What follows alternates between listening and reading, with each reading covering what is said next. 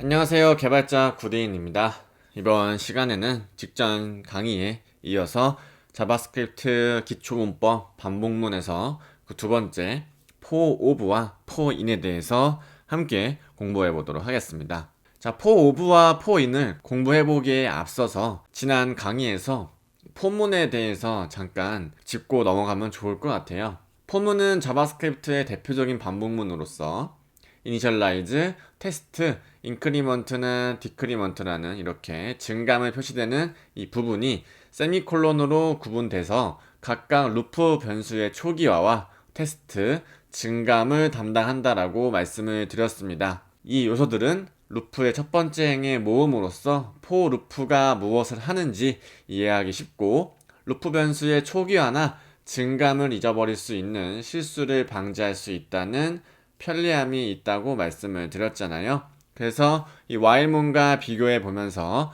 while로 작성했을 때는 이렇게 문법적으로 작성을 할 수가 있지만 포문을 작성하면 이렇게 한 줄로 표현할 수 있어서 조금 더 코드가 직관적이고 어떤 의미를 가지고 있는지, 어떤 의미를 내포하고 있는지 한눈에 조금 더 쉽게 알아볼 수 있기 때문에 포문을 더 많이 사용한다라고 말씀을 드렸습니다.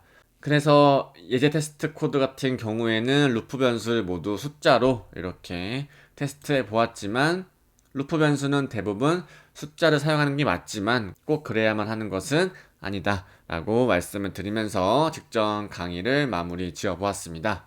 자, 그러면 이어서 for of에 대해서 공부해 보도록 하겠습니다. 자, 네 번째 for of. for of는 EX6에서 정의한 새로운 반복문입니다. 이 루프는 for 키워드를 사용하긴 하지만 일반적인 for 루프와는 완전히 다른데요. for of는 이터러블, 즉 반복 가능한 객체에서 동작을 합니다. 보통 배열과 문자열이 여기에 속하는데요. 자, 이 부분을 한번 테스트 해보면서 코드로 한번 같이 공부해 보도록 하겠습니다. 조금 전 설명드린 부분을 텍스트로 정리해 보면, for of는 EX6에서 정의한 새 반복문이고, 이 루프는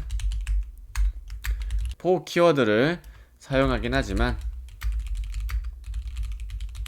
일반적인 for 루프와는 완전히 다릅니다.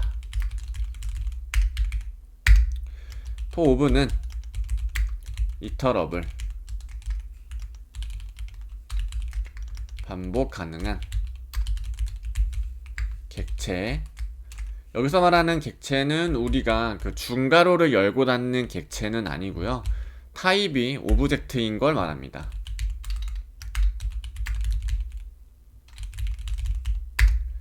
보통 배열과 문자열이 여기에 속합니다. 자, let 데이터에 1부터 9까지 숫자를 한번 넣어 보겠습니다.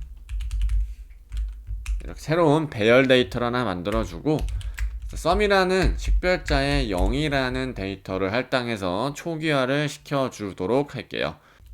자, 그런 다음에 for of 구문을 한번 써보도록 하겠습니다.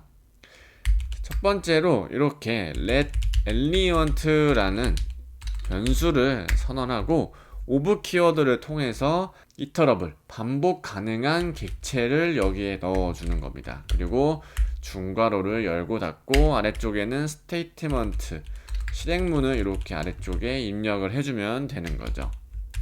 그래서 sum은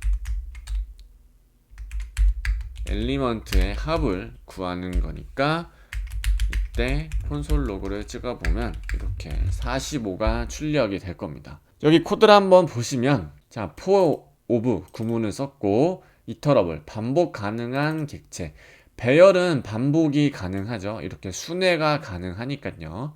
그래서 순회된 요소 하나하나를 엘리먼트로 받아서 1이 엘리먼트, 2가 엘리먼트, 3이 엘리먼트 이렇게 순회하면서 각각의 요소를 엘리먼트로 할당을 받아서 실행문 안쪽에서 sum 키워드의 합을 구하는 로직을 작성해 보았습니다. 자, 코드만 보면 일반적인 for 루프와 비슷해 보입니다.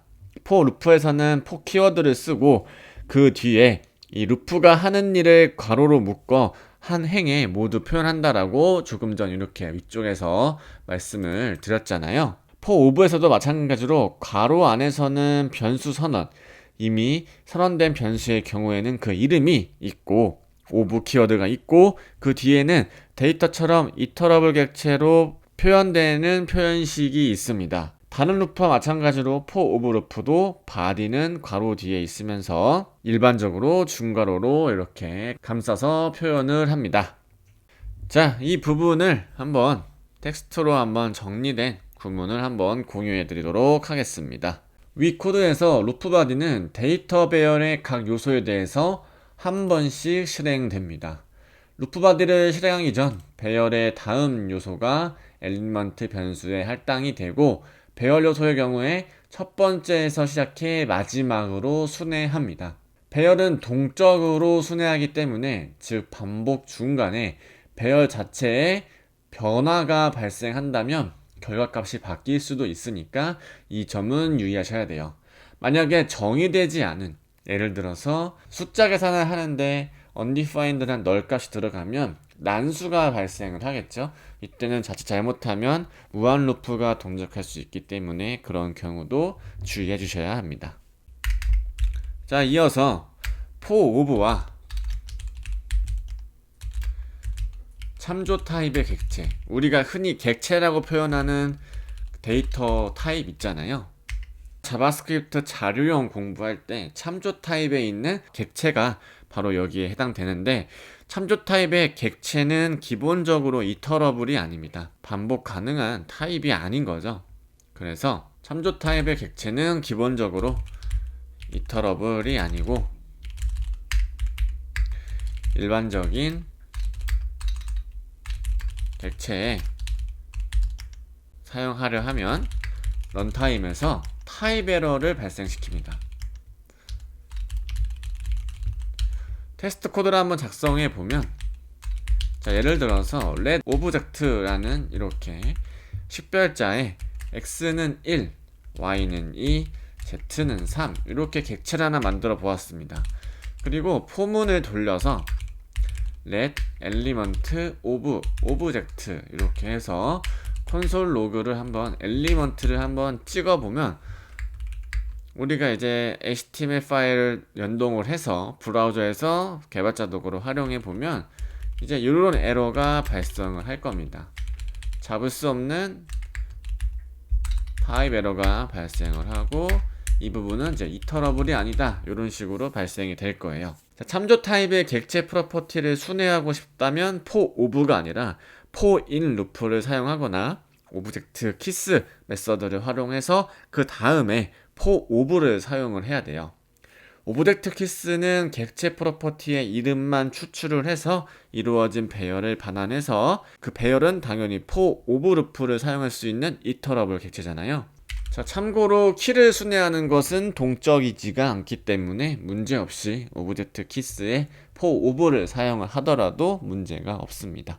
텍스트만 보면 이해가 안 되니까요, 한번 테스트 코드를 통해서 같이 이해해 보도록 하겠습니다. 자, let total 0이라고 할당을 해둔 다음에, 자, value of, 자, 오브젝트 value 값들만 뽑아내는 거죠. 그래서 위에 선언된 이 오브젝트의 값들만 추출해서 배열로 만드는 겁니다. 그러면 1, 2, 3이라는 요소가 담겨 있는 배열이 되어 있을 거고, 이미 이 오브젝트 밸류스 안에는요, 그쵸? 그 배열이니까 이 배열을 순회하는 요소를 통해서 토탈은 이렇게 선언해서 사용을 하면 문제없이 로직이 동작을 한다는 거죠. 그럼 이제 6이 이렇게 추출이 될 겁니다. 자, 마찬가지로 다른 예도 한번 들어볼 수가 있는데요. 자, 객체 프로퍼티의 키와 값이 모두 필요하다면 오브젝트 엔트리스 메서드를 통해서 분해 할당을 통해 for of도 사용할 수가 있는데요. 아래 코드를 한번 보시면 오브젝트 엔트리스 메서드 안에 우리가 위쪽에 선언된 이 오브젝트를 넣어 놨습니다. 그러면 각각이 x1 이렇게 y2 z3으로 배열 안에 또 새로운 배열이 들어가 있을 거예요. 그래서 그 요소 하나를 키 밸류로 이렇게 할당할 수가 있는 겁니다. 이 부분이 궁금하신 분들은 이렇게 콘솔 로그를 찍어 보시면 어떻게 할당이 되는지 볼 수 있을 거예요. 여기는 이제 어레이가 될 거고, 이런 식으로 포오브를 활용을 하시면 됩니다. 자, 다음으로는 이제 포인을 한번 공부해 볼 건데, 포인도 뭐 간단합니다. 포오브와 크게 다르지가 않아서요. 포인 루프는 오브 키워드가 인으로 바뀐 점을 제외하면 포오브와 거의 비슷합니다. 포루프는 오브 다음에 이터러블 객체가 와야 하지만 포인 루프는 인 다음에 어떤 객체든 쓸 수가 있는 거예요. 이렇게 형식은 똑같죠. 포 다음에 밸리어블 들어가고 오브젝트가 들어간 다음에 아래쪽에 스테이트먼트가 실행되는 이런 구조로 하면 될 것 같습니다. 자, 밸리어블에는 일반적으로 변수 이름이 들어가지만 포오브와 마찬가지로 변수 선언이 될 수가 있고, 할당 표현식에서 왼쪽에 올 수 있는 것은 무엇이든 가능합니다.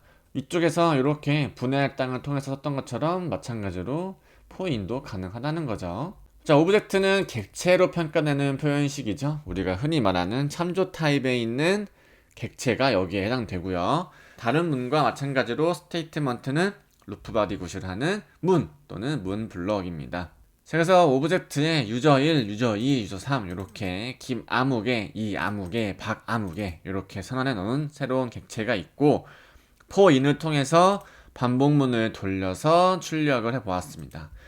자, 각각의 프로퍼티 값을 출력을 할 때는 우리가 자료형 배울 때 객체 안에 이렇게 대괄호 표기법으로 프로퍼티 이름을 넣으면 값을 조회할 수가 있었잖아요. 여기서는 프로퍼티만, 즉 키값만 조회가 되기 때문에 유저 1, 유저 2, 유저 3만 순회하기 때문에 해당 오브젝트의 유저 1 대괄호 표기법, 유저 2 대괄호 표기법, 유저 3 대괄호 표기법을 하면 각각의 김아무개, 이아무개, 박아무개 값이 출력이 될 것입니다. 자바스크립트 인터프리터는 포인문을 통해 실행할 때 첫 번째로 오브젝트 표현식을 평가를 하고, 그 표현식이 만약에 null이나 undefined로 정의되면 이 인터프리터는 이 루프를 그냥 건너뛰고 다음 프로그래밍 문으로 이동을 합니다. 제가 직전 강의에서 포오브는 배열에서 포인은 객체에서 보통 사용된다 라고 말씀을 드렸는데요. 이렇게 딱 잘라 말씀드린 이유는 해당 루프들은 위 경우에 많이 사용되기 때문입니다. 하지만 정확한 정의적인 표현, 문법적인 표현을 한번 살펴보려고 포오브와 포인을 따로 구분해서 한번 강의를 준비해 보았고요. 기본적인 포문과 어떤 차이점이 있는지도 한번 살펴보면서 리마인드 해보면서 여러분들이 실무에서는 각각의 반복문을 어쩔 때 사용하면 좋을지 한번 계산해서 사용해 보시면 좋을 것 같습니다. 자, 이렇게 반복문 포오브와 포인을 공부해 보았고요. 저는 다음 시간에 더 좋은 컨텐츠로 찾아뵙도록 하겠습니다.